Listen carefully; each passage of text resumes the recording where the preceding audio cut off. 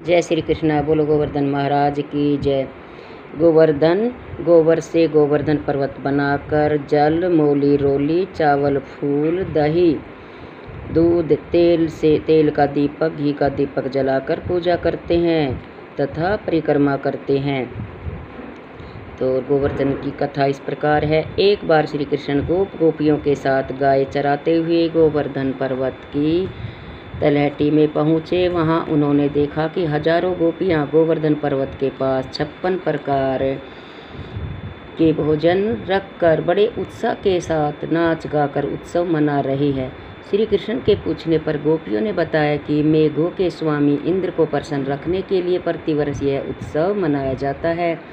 कृष्ण जी बोले, यदि देवता प्रत्यक्ष आकर भोग लगाए तब तो इस उत्सव की कुछ और ही कीमत है। गोपियाँ बोली, तुम्हें इंद्र की निंदा नहीं करनी चाहिए, इंद्र की कृपा से ही वर्षा होती है।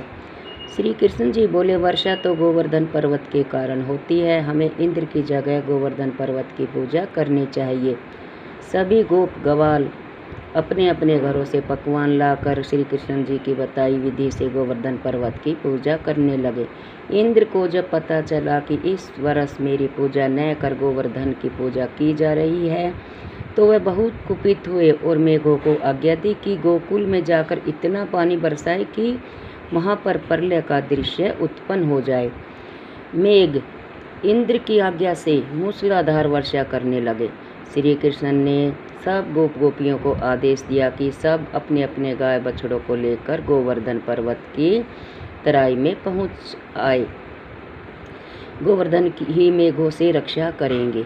सब गोपियाँ अपने अपने गाय बछड़ों बैलों को लेकर गोवर्धन पर्वत की तराई में पहुँच गए। श्री कृष्ण जी ने गोवर्धन पर्वत को अपनी कनिष्ठ उंगली पर धारण कर छाता सा तान दिया।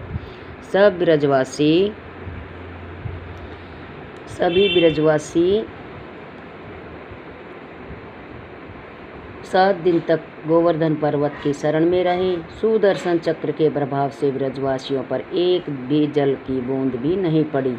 ब्रह्मा जी ने इंद्र को बताया कि पृथ्वी पर श्री कृष्ण जी ने जन्म ले लिया है, उनसे बैर लेना उचित नहीं है। श्री कृष्ण अवतार की बात जानकर इंद्रदेव अपनी मूर्खता पर बहुत लज्जित हुए तथा भगवान श्री कृष्ण से क्षमा याचना करने लगे। श्री कृष्ण ने 7वें दिन गोवर्धन पर्वत को नीचे रखकर ब्रजवासियों से कहा कि अब तुम प्रतिवर्ष गोवर्धन पूजा कर अन्नकूट का पर्व मनाया करो। तभी से यह पर्व गोवर्धन के रूप में और अन्नकूट के रूप में प्रचलित हो गया। बोलो गोवर्धन महाराज की जय। अन्नकूट गोवर्धन की पूजा में भगवान श्री कृष्ण के अवतार के बाद द्वापर युग से प्रारंभ हुआ। गाय बैल आदि पशुओं को स्नान कराकर फूल माला धूप चंदन आदि से उनका पूजन किया जाता है। गायों को मिठाई खिलाकर उनकी आरती उतारी जाती है तथा प्रदक्षिणा की जाती है। बोलो गोवर्धन महाराज की जय।